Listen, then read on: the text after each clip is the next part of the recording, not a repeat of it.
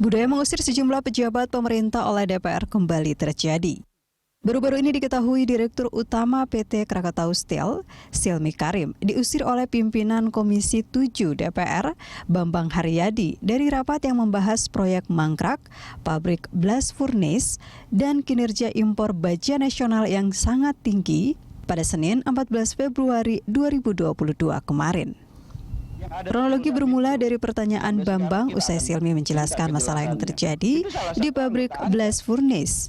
Politikus dari Partai Gerindra itu mengaku bingung karena semangat awal pembangunan pabrik ini sangat bagus untuk memperkuat industri baja dalam negeri. Namun seiring berjalannya waktu, pembangunan pabrik ini tak kunjung selesai bertahun-tahun hingga merugikan dan membebani keuangan perusahaan. Anda nggak pernah menghargai komisi. Kalau sekiranya Anda nggak bisa ngomong di sini, Anda keluar. Kejadian serupa juga pernah terjadi pada beberapa pejabat pemerintah. Di antaranya, Sekretaris Jenderal atau Sekjen Kementerian Sosial, Hari Hikmat, yang diminta meninggalkan ruangan saat rapat yang juga dihadiri oleh Menteri Sosial Tri Risma Harini oleh Ketua Komisi 8 Yandri Susanto. Disebutkan bahwa alasan pengusiran itu adalah karena komunikasi yang tidak baik antara Hari Hikmat kepada salah satu anggota di Komisi 8 DPR. Hal itu terjadi pada saat rapat pembahasan anggaran pada Rabu 19 Januari 2022. Kejadian itu pun membuat Risma turun tangan dan meminta maaf atas tindakan anak buahnya. Selanjutnya, pengusiran Ketua Komnas Perempuan Andi Yetriyani dari ruang rapat Komisi 3 DPR pada Kamis 13 Januari 2022 kemarin. Pengusiran tersebut karena adanya kemungkinan Andi datang terlambat dalam rapat karena ada hal mendesak. Komnas Perempuan pun mengungkapkan pengusiran oleh Komisi 3 saat rapat kerja karena adanya miskomunikasi dengan Komisi 3. Dan terakhir, anggota Komisi 7 DPR RI fraksi Partai Demokrat, Muhammad Nasir, dengan mantan Direktur Utama Main ID, Oryas Petrus Murdak. Insiden tersebut berlangsung saat rapat dengar pendapat atau RDP antara Komisi 7 DPR dan Holding BUMN Tambang pada Selasa 30 Juni 2020 lalu. Buntutnya, Oryas diminta keluar dari ruangan usai debat panas dengan insiden gebrak meja. Nasir menilai bahwa Oryas tidak kooperatif menjawab pertanyaan anggota dewan terkait hutang bertenor 30 tahun untuk membeli saham PT Freeport Indonesia. Tak lama setelah kejadian itu, Menteri BUMN Erick Thohir mencopot Oryas dari jabatan Dirut Main ID dan posisinya digantikan Hendy Priyo Santoso. Tim Liputan, Berita 1. Ya, insiden pengusiran dalam rapat DPR kembali terjadi. Di awal 2022 saja sudah terdapat sekitar 3 pejabat pemerintah yang diusir DPR. Lalu apakah hal ini memang wajar dilakukan? Kita akan membahas hal ini bersama dengan Wakil Ketua Komisi 7 DPR Bambang Haryadi dan pakar komunikasi politik UIN Gun-Gun Herianto. Apa kabar Pak Bambang, Mas Gun-Gun? Ya, baik, alhamdulillah. Alhamdulillah. Ya, baik. Alhamdulillah, Mas Ebdi. Oke, Pak Bambang dan juga Mas Gun-Gun, sebelum kita mulai dialog, mungkin kita perlu lihat dulu insiden antara Pak Bambang dengan Pak Silmi kemarin ya. Coba kita lihat dulu, kita putar dulu ini. Iya. Kasus baja yang ada di Polda Metro, sampai sekarang kita akan minta kejelasannya. Itu salah satu anggota Anda, namanya Kimin Tanoto. Sini saya sebagai Dirut Krakatau Steel, bukan sebagai Ketua IIC ya. Anda tolong ini dulu, hormati persidangan ini. Ada teknis persidangan. Kok kayaknya Anda nggak pernah menghargai komisi? Kalau sekiranya Anda nggak bisa ngomong di sini, Anda keluar. Baik. Kalau memang harus keluar, kita keluar. Pimpinan Keluar untuk ya. menjaga marwah kita punya sidang ini. Kalau beliau sudah nantangin itu ya keluar aja. Anda keluar. Ini, jangan sampai pimpinan kita yang malu. Keluar. Anda sudah contempt of parliament. Ini saya minta maaf. Anda merasa hebat. Tidak. Sudah pimpinan, saya pikir dihentikan saja. ini udah nantangin ruangan ini yang ditantang sama dia. Tidak ada maksud kami menantang. Tadi Bapak Kan sudah bilang bilang. sendiri ada teknis persidangan. Tata bercara itu harus didengerin dulu baru menjawab. Dan Anda sudah menjawab bahwa Anda pengen keluar. Silakan keluar. Ya, itu tadi insiden kemarin, ya pengusiran Dirut Krakatau Steel, Silmi Karim. Mungkin saya beri kesempatan Pak Bambang dulu untuk menjelaskan kronologinya seperti apa sih Pak Bambang? Itu adalah sidang rapat dengar pendapat dengan Dirjen Ilmate dan juga pelaku industri dan dalam hal ini Krakatau Steel. Jadi kami di Komisi 7 itu sebelumnya sudah beberapa kali melakukan persidangan terkait maraknya impor baja dan penguatan terhadap industri baja dalam negeri. Karena kita ingin memberikan dukungan terhadap komitmen Presiden Jokowi yang sangat concern sekali terhadap penguatan industri baja dalam negeri. Nah, pada rapat itu kami ini ada ketentuan yaitu tata tertib. Kami sudah bacakan di awal bahwa ada mekanisme persidangan, kan? Saya selaku pimpinan bertanggung jawab terhadap jalannya sidang. Nah, kami itu waktu itu terjadi perdebatan itu baru permulaan sidang. Ketika kita paparan, seharusnya selanjutnya saya lempar ke anggota, namun yang bersangkutan beberapa kali menyela. Bahkan saya sudah ingatkan sebentar Pak Dirut kan, agar tertib mekanisme persidangan. Jadi ini kan bukan ruang komisi, kan bukan ruang debat kusir kan. Kita bukan untuk itu. Jadi kita harap mitra-mitra kita juga bisa menjaga aturan-aturan yang ada di DPR. Dan kita juga menjunjung etika yang namanya etika budaya timur kan. Jadi ya seharusnya tamu bagaimanapun juga harus mengikutilah mekanisme tuan rumah itu. Jadi saya minta ke Pak Silmi untuk bisa tertib. Bahkan kalau memang tidak bisa tertib ya kita persilahkan untuk keluar. Karena kita tujuannya ingin membahas sesuatu yang bertujuan untuk penguatan terhadap industri baja dalam negeri itu sendiri. Namun yang bersangkutan kita ini masih tetap, bahkan kami juga tidak menduga juga ketika dia memberikan semacam ya kayak menyambut inilah tantangan ini kan. Kalau ini ya kami keluar gitu kan. Tidak seharusnya karena beliau adalah bagian dari kita itu RDP-nya dengan Dirjen gitu. Dengan Dirjen Ilmate gitu. Oke. Dan itu terkait kami itu sangat concern terhadap kan beberapa bulan terakhir kita ini sangat dibanjiri berbagai produk impor kan. Ya. Dan kita kan tahu kita dalam waktu dekat kita ingin membangun ibu kota negara kan. Nah, disparitas harga antara industri dalam negeri dan luar dan barang impor itu sangat jauh. Nah, disinilah banyak hal yang kita ingin kita ingin awasi dan ini kita lagi menjalankan fungsi pengawasan. Gitu. Oke. Pak Bambang, ini sebetulnya katanya ada salah satu kata yang memicu kenapa kemudian terjadi semacam perdebatan. Ada kata-kata yang Anda keluarkan, ini jangan maling teriak maling, Pak Bambang, dan kemudian itu direspons. Itu sebuah analogi. Oke. Itu sebuah analogi bahwa kita dalam bersikap harus sesuai, kan? Jangan sampai kita menyampaikan sesuatu keinginan tapi tidak sesuai dengan fakta di lapangan, kan? Itu sebuah analogi yang ini. Kita kan sering ini kan, kita menyampaikan kita ingin penguatan produksi dalam negeri, kan? Kita dukung, kan? Ya. Nah, kita dukung. Namun kenyataannya tidak sesuai, gitu loh. Jangan kita berpura-pura. Jadi kita nggak boleh berpura-pura lah, gitu loh, kan?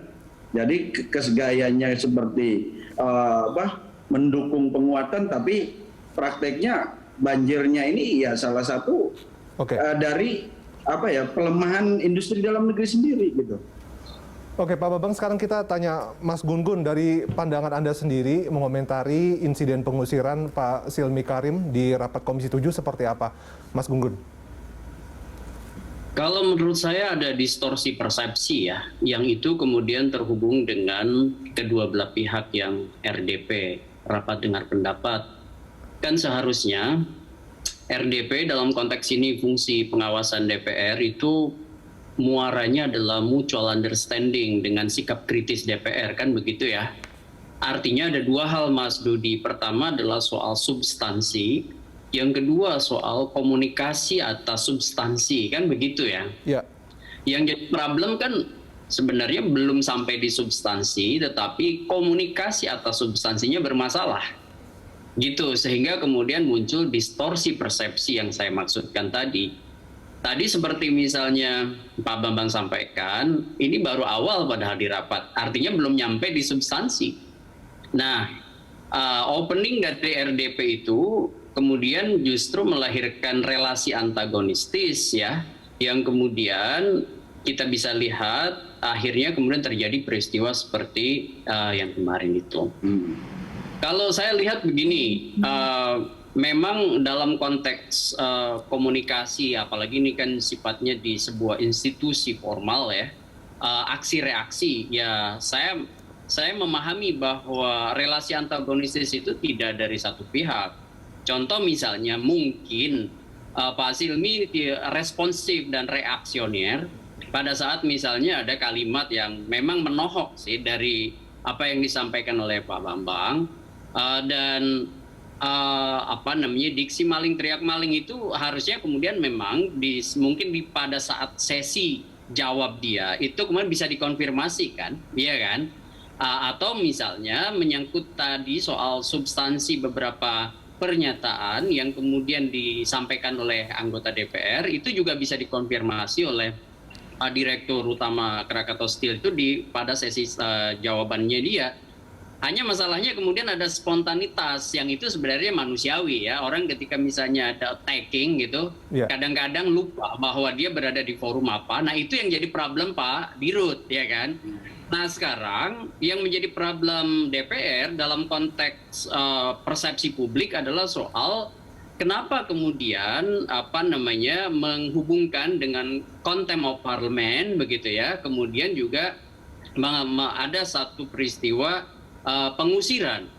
Seharusnya kemudian mungkin saran saya nih, andai saja Pak Bambang ya waktu kemarin itu difasilitasi untuk kemudian mengingatkan, misalnya dipanggil lah Pak Dirut itu ke meja pimpinan begitu, atau mungkin ada satu mekanisme break gitu ya untuk kemudian mengingatkan teknis persidangan, itu jauh akan lebih elegan dibanding kemudian misalnya ada relasi antagonistis yang kemudian dibaca oleh publik arogan begitu ya. Itu yang kemudian saya melihat poinnya di situ sih ya.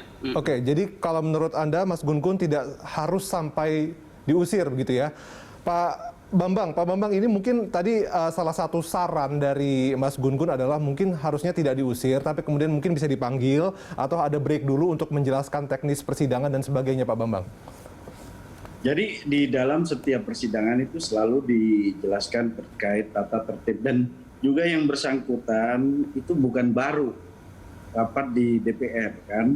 Ini kan terjadi perpindahan kemitraan antara Komisi 6 dan Komisi 7.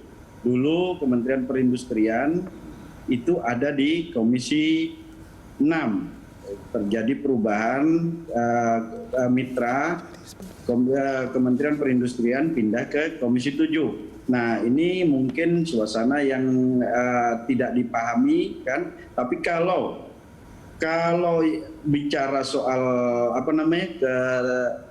pengertian dari yang bersangkutan terhadap mekanisme persidangan, saya pikir beliau bukan direktur utama baru kan, atau bukan mitra kerja baru di DPR. Beliau sudah malang melintang di DPR. Jadi seharusnya beliau ya bisa memahami lah teknis persidangan, kecuali beliau baru dilantik kemarin terus ini. Jadi kami bukan arogan, tapi kita harus saling menghargai kan. Ketika ada tamu kita pakai sebuah gambaran kecil lah. Ketika ada tamu kita datang ke rumah kita dengan cara yang tidak sesuai dengan aturan rumah kita, ya kita kan dengan budaya timur kan kita juga harus kita ingatkan. Kalau bicara mengingatkan, saya di situ ada di rekaman saya ada terucap sebentar Pak Dirut kan, tapi tetap menyela. Kecuali saya tidak mengingatkan kan. Nah, dan beliau ini bukan orang baru gitu loh. Dan kita dari awal sudah mengkritisi terkait kan setiap rapat itu ada bahan yang disampaikan ke DPR. Kami sudah melihat beberapa paparan-paparan beliau kan.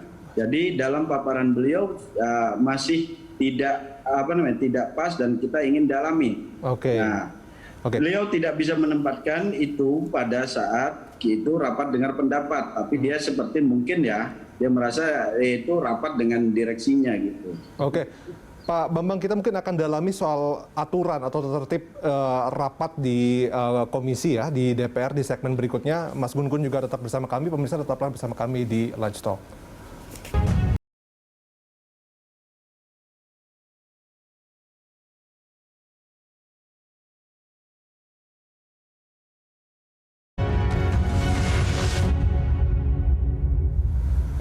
Ya, kembali kita lanjutkan Lunch Talk kita masih dengan Pak Bambang Haryadi dan juga Mas Gun-Gun Herianto.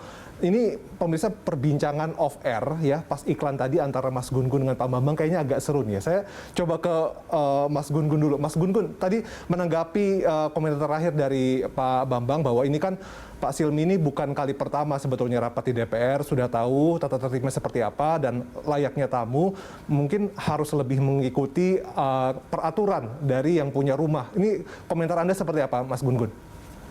Ya, kadang-kadang Mas Dudi, dalam komunikasi ada istilah namanya field of experience, yaitu dari Weber Scrum. Itu pengalaman yang sama. Pengalaman yang sama itu kadang-kadang membimbing kita belajar dari masa lalu kan. Tentu sebagai dirut, dia bukan orang baru, dia punya pengalaman berinteraksi dengan DPR. Tetapi juga ada momen-momen tertentu secara manusiawi yang memang bisa saja kemudian orang tuh terpancing jadi reaksioner. Ya kan, apalagi misalnya gaya komunikasi tiap orang berbeda-beda. Contoh misalnya ada gaya yang asertif namanya dynamic style, ada yang equalitarian gaya-gaya Pak Jokowi ya. Nah, hal itu kan menjadi gaya dari tiap orang. Nah, maksud saya memahami sih apa yang dilakukan oleh Pak Bambang ini tentu bukan satu fase. Ini adalah rangkaian dari sekian banyak fase ya kan. Yang proses itu mungkin tidak seluruhnya terbaca oleh publik. Sementara front stage panggung depan kemarin itu yang dibaca oleh publik kan begitu. Nah, masalahnya yang tadi sejak awal saya sampaikan ada distorsi persepsi itu di situ. Di mana substansinya soal misalnya yang diperbincangkan itu tidak sampai tersosialisasikan ke khalayak sebagai bentuk pengawasan DPR, tetapi yang justru mencuat adalah bagaimana mekanisme yang sebenarnya instrumental bukan substansial itu justru yang jadi rame kan begitu, sehingga kemudian itu mendistorsi. Maksud saya Mas Dudi, andai saja misalnya fokus dari DPR itu lebih pada substansi dan mengembangkan namanya face negotiations gitu ya. Karena negosiasi kehormatan itu penting juga gitu. Maka kemudian saya berharap kalau diundang lagi, maka hal-hal yang instrumental kayak gini jangan justru menjadi topik perbincangan lagi gitu. Betul. Justru topik yang harus disosialisasikan adalah bagaimana substansi yang diawasi oleh DPR menyangkut apa yang kemudian jadi tanggung jawab Krakatau Steel itu gitu loh maksud saya. Oke, jadi memang sekarang kalau kita perhatikan di headline-headline media online maupun kemudian media cetak dan lain sebagainya adalah justru pengusirannya, tapi bukan isi konten dari rapat itu sendiri. Nah, saya mungkin ingin tanya juga ke Pak Bambang. Pak Bambang, sebetulnya Anda kan tadi juga bilang ya bahwa mungkin sebelum rapat itu tamu undangan mitra kerja itu sudah di-brief lah ya, bisa dikatakan tentang aturan, mekanisme, apalagi Anda juga sebut bahwa Pak Silmi ini kan bukan kali pertama rapat dengan DPR. Mungkin bisa dijelaskan aturan-aturan tata tertib rapat komisi di DPR seperti apa sih Pak? Jadi kita di dalam sidang selalu membacakan bahwa persidangan itu pertama harus sudah memenuhi quorum kan, itu semua ada di tatip kan, dan juga pasal-pasal terkait ketentuan persidangan kan. Jadi kenapa saya tidak mungkin lah kita brief seperti membuat acara misalnya acara kada gladi, enggak seperti itu. Apalagi kan mitra ini bukan mitra baru, saya pikirkan gitu loh. Jadi itu tidak semacam itu, Pak. Gitu. Oke. Jadi menurut kami bahwa ini sudah biasa, bukan dalam artian biasa ininya, sudah biasa rapat-rapat seperti ini. Dan Pak Silmi, saya pikir beliau sangat paham lah teknis-teknis persidangan. Jadi menurut saya ini hanya ya bentuk sebuah inilah ya tanggapan yang reaktif terhadap beberapa pertanyaan yang sebenarnya kami sudah kumpulkan sejak lama. Dan kami juga akan mendalami lagi. Kami akan lakukan pendalaman di panja pengawasan impor bahan baku industri. Karena baja ini salah satu sektor yang kita awasin. Maraknya impor yang luar biasa kan. Dan kita itu kemarin kenapa kami begitu ingin mencecar, karena ada satu sisi yang berbeda dengan sisi yang lain. Beliau menyampaikan Krakatau Steel untung kan, padahal satu sisi dia industrinya sekarang ada dua bahasan di dalam rapat kemarin. Pertama blast furnace yang dihentikan, terus kedua mangkraknya smelter di Kalimantan Selatan. Itu bukan biaya sedikit kan, dan itu semua adalah industri pabrik-pabrik untuk penguatan industri baja itu sendiri gitu loh. Nah, buat kami ini PR besar gitu loh. Ketika kita ini apakah kita akan bergantung dari baja-baja China dan baja-baja Vietnam, sedangkan kami memahami Presiden juga tahu kan, Presiden komitmennya sangat jelas dan kita apresiasi beliau kan. Beliau menyatakan bahwa industri dalam negeri harus diperkuat. Dan Pak Dirjen Ilmate juga menyampaikan bahwa blast furnace itu dibutuhkan untuk mengurangi impor, itu butuh 5. Nah, ini baru 1, kita sudah tutup gitu loh. Jadi buat saya itulah yang kita bilang bahwa ini niat enggak sih gitu loh.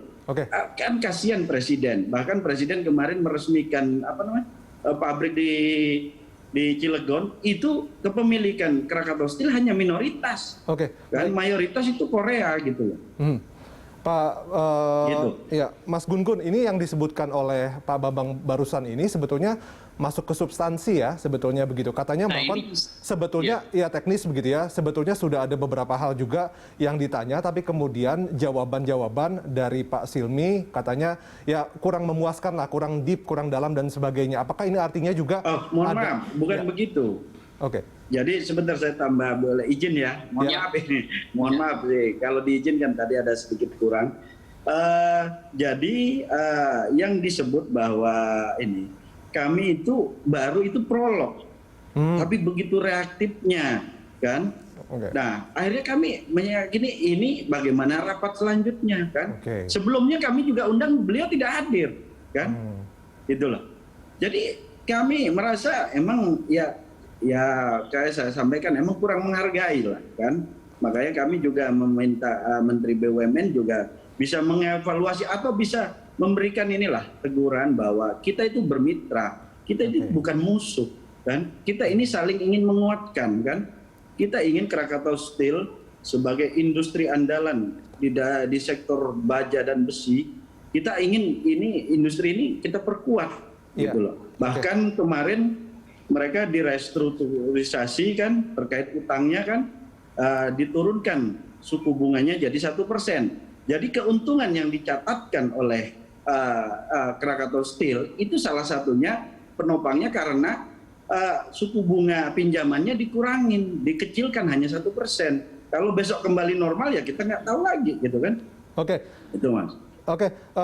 Mas Gun-Gun, ini kalau kita lihat sebetulnya sudah panjang, sudah ini juga gitu, meskipun masih prolog. Tadi kalau nggak salah 30-an menit ya di sidang berlangsung, baru kemudian terjadi insiden pengusiran.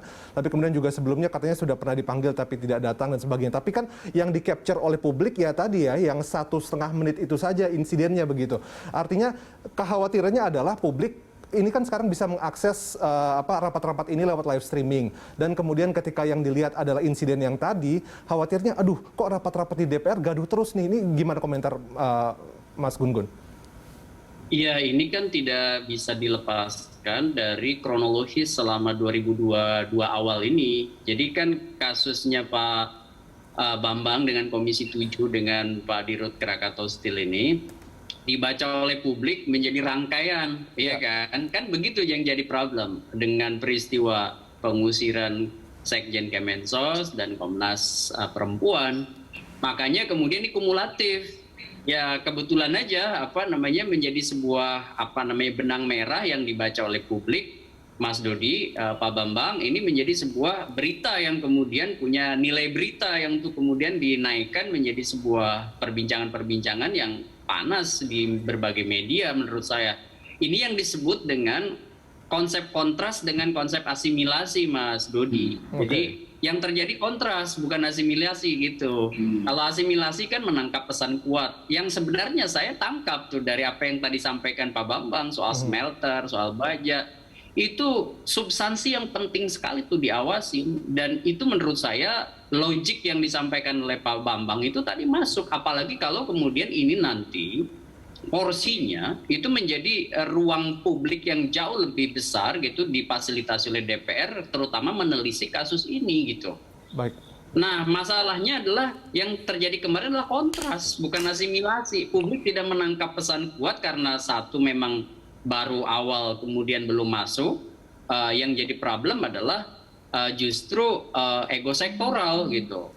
Yang satu kemudian misalnya bereaksi sangat cepat, terutama dari stimulan Pak Bambang sebenarnya maling teriak maling yang sebenarnya kiasan gitu ya, dan itu kemudian mungkin akan bisa dikonfirmasi pada saat hak jawab Pak Direktur Krakatau Steel itu. Jadi ini sebenarnya murni menurut saya persoalan komunikasi nih.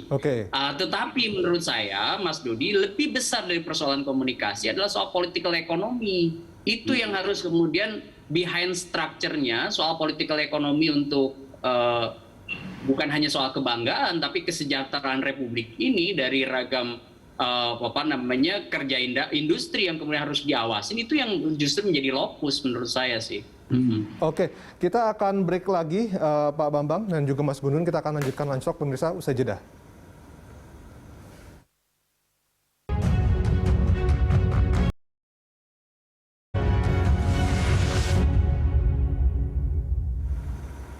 Ya, kembali kita lanjutkan Lunch Talk, tapi sebelumnya kita coba lihat dulu, ini adalah rangkaian insiden pengusiran di rapat-rapat komisi di DPR di sepanjang tahun 2022 ini.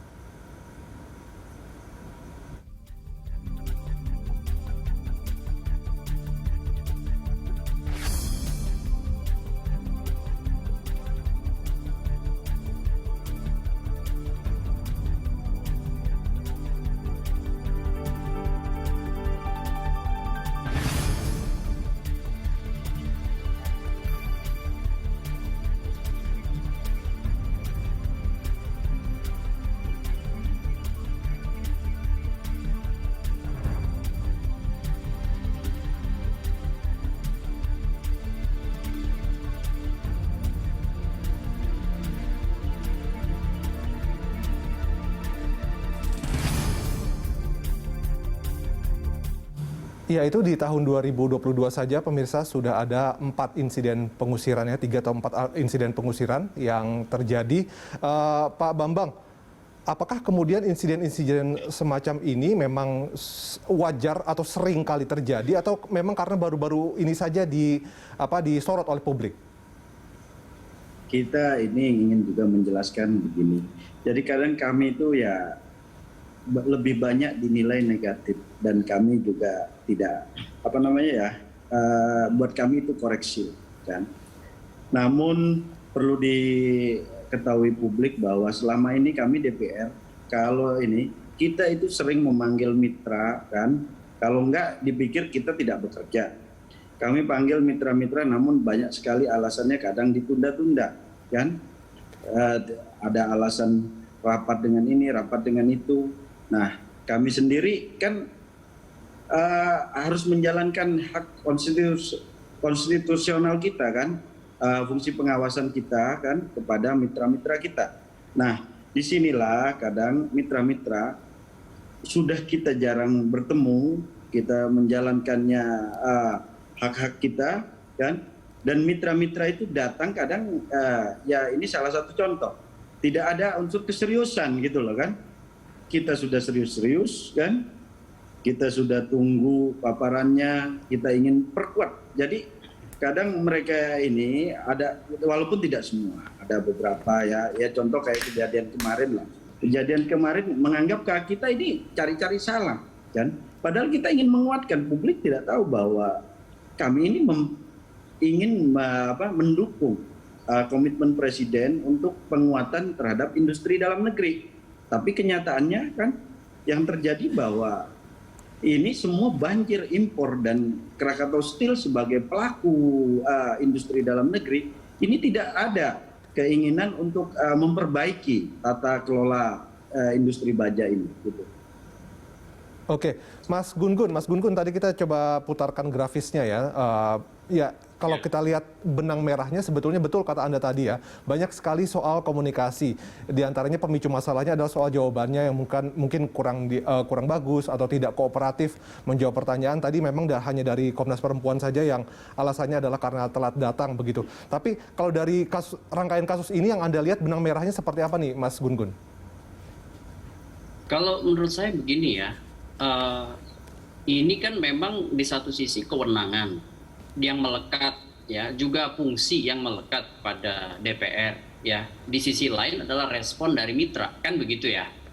Maksud saya RDP dan RDPU itu bagian yang harus dihormati sebagai fungsi pengawasan DPR. Dan dalam perspektif kerja parlemen, RDP maupun RDPU itu dipakai untuk mengetahui aspirasi atau laporan beberapa masalah yang dihadapi oleh negara, bukan oleh sekelompok orang, tapi yang dihadapi oleh negara, kan begitu ya. Nah, ini makanya kemudian menurut saya harus juga memperhatikan dua hal. Pertama, soal bagaimana kepentingan publik itu tersalurkan melalui artikulasi ya yang kemudian disampaikan oleh teman-teman anggota DPR. Kemudian yang kedua, kalau dalam konteks pengawasan, bagaimana misalnya menelisik beragam bolong-bolong yang kemudian dimiliki oleh mitra, kan begitu. Hanya masalahnya adalah, kalau menurut saya saran saya nih Pak Bambang dan juga untuk teman-teman DPR lain, jangan mudah kemudian melabeli dengan contempt of parliament dari sisi trias politika, karena itu juga menjadi tuduhan yang serius begitu ya. Kalau kita bicara contempt of parliament, itu kan perilaku yang diduga merupakan penghinaan atau pelecehan institusi parlemen, kan begitu. Nah, ini juga kalau kemudian diksi contempt of parliament ini kemudian sering menjadi narasi untuk kemudian semacam attacking ya dalam satu situasi ketidakpastian dan ketidaknyamanan yang dirasakan oleh teman-teman anggota DPR, maka yang terjadi justru adalah relasi antagonistis tadi, dan orang kemudian akan terseret justru pada atmosfer komunikasinya dibanding substansinya, begitu maksud saya. Oke, itu Mas Dud. Ya, Mas Bambang silakan. Ini mungkin tadi dari Mas Gun-Gun bilang jangan terlalu sering menggunakan diksi atau terlalu mudah mengeluarkan diksi contempt of parliament begitu, sehingga tadi ya, jadi takutnya dikhawatirkan relasi antara DPR dengan mitra kerjanya selalu buruk begitu. Pandangan publiknya jadi terbentuk seperti itu. Enggak, jadi itu yang perlu kita garis bawahi bahwa kita itu kan saling memiliki hak konstitusi baik mitra maupun kita. Jadi sebenarnya DPR itu sendiri kita memiliki aturan baik dalam Undang-Undang MD3 maupun di tata tertib. Jadi kita berharap mitra-mitra kita tidak sesukanya juga, dan kami harap juga mitra bisa membaca pula kan apa aturan-aturan yang ada di DPR. Sama seperti halnya tadi saya sampaikan, seperti kita bertamu kepada rumah orang kan, kita juga harus tahu tatibnya. Jangan sampai kita ini kan, kita salah perbeda. Kita mau datang ke rumah kiai kan, contoh kita masa pakai celana pendek lah, kira-kira kayak gitulah. Nah, itu analogi sederhananya gitu loh.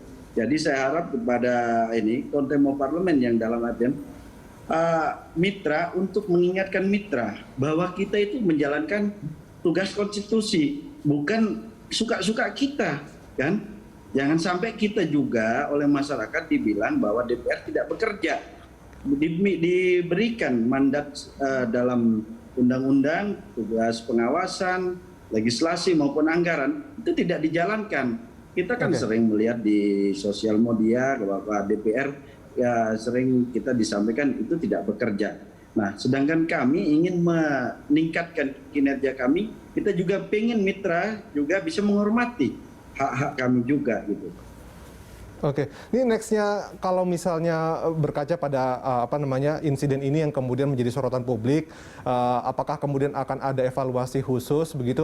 Bagaimana kemudian secara bijak bisa memperbaiki komunikasi antara DPR dengan mitra kerja ketika rapat begitu? Atau mungkin dalam waktu dekat akan kembali memanggil Pak Silmi atau bagaimana?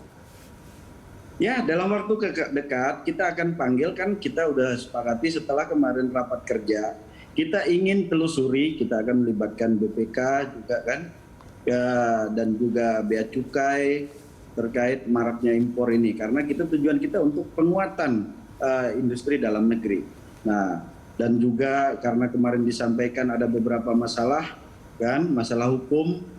Masalah hukum bukan berarti menghentikan menghentikan produksi, kan, kecuali yang bermasalah hukum itu korporasinya. Kan masalah hukum itu kan hanya orang per orang kalau seandainya ada, kan, bukan berarti kalau ibarat di dalam satu dapur, kan, dapur ini anggaplah itu industri itu dapur, jangan gara-gara tukang masaknya yang salah dapurnya kita tutup, kan, itulah. Nah, inilah yang kita ingin ini, tapi kita sepakat di Komisi 7 seluruh fraksi menyepakati bahwa dalam waktu dekat setelah masa sidang besok kita akan panggil industri baja dalam negeri, Kementerian Perindustrian, kan, dan juga pihak-pihak terkait, karena maraknya impor ini sudah sangat membebani peningkatan industri baja itu sendiri. Gitu. Oke, jadi yang bisa saya tangkap adalah dalam waktu dekat akan ada rapat lagi, tapi diharapkan bisa lebih produktif ya Pak ya. Diharapkan tidak lagi ada insiden-insiden seperti ini, jadi masyarakat juga bisa menangkap substansinya. Itu juga yang diharapkan oleh Mas Gun-Gun ya, Mas Gun-Gun ya. Mungkin singkat Mas Gun-Gun, sedikit saja begitu apa yang harus dilakukan untuk memperbaiki komunikasi ya, yang mungkin kadang-kadang suka miss ya antara DPR dengan mitra kerja. Satu kata, menoleransi hal-hal yang sifatnya teknis ke substansi, tetapi menoleransi bukan berarti mengabaikan aturan. Ya, maksud saya, contoh misalnya kalau ada mitra yang keliru lagi dari sisi teknis persidangan, itu menurut saya bisa dengan cara lebih persuasif melalui pimpinan, karena pimpinan itu seperti Pak Bambang harus punya 10 telinga katanya. Ya. Harus punya 10 telinga. Artinya harus lebih banyak mendengar, kemudian dibanding melakukan social judgment. Begitu, Mas Dodi. Baik, terima kasih atas waktunya Pak Bambang dan juga Mas Gun-Gun telah bersama kami berdialog di Lunch Talk. Sehat selalu untuk Anda berdua. Terima kasih. Sama-sama. Selamat siang. Assalamualaikum Pak Bambang. Ya, dan pemirsa tetaplah bersama kami di Lunch Talk.